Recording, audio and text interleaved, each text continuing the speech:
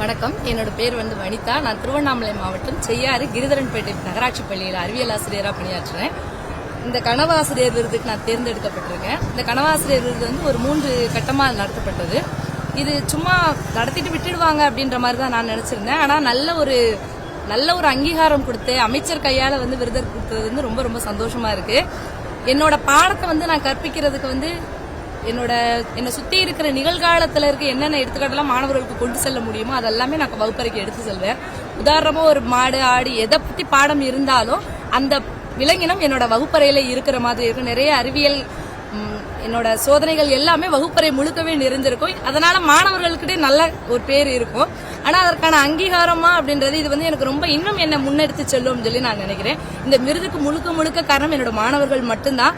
என்ன வெளியில படுத்திக்கிறதுக்கு அவங்க தான் என்ன ஒரு சிற்பி மாதிரி செதுக்குறாங்களோ அப்படின்னு சொல்லி நான் நினைச்சுக்கிறேன். இந்த நிகழ்வை ஏற்படுத்தி கொடுத்த பள்ளிக்கல்வித்துறைக்கு என்னோட நன்றியை தெரிவித்துக் கொள்கிறேன். நன்றி. செய்திகளை உடனுக்குடனும் துல்லியமாகவும் தெரிந்து கொள்ள சப்ஸ்கிரைப் பண்ணுங்க.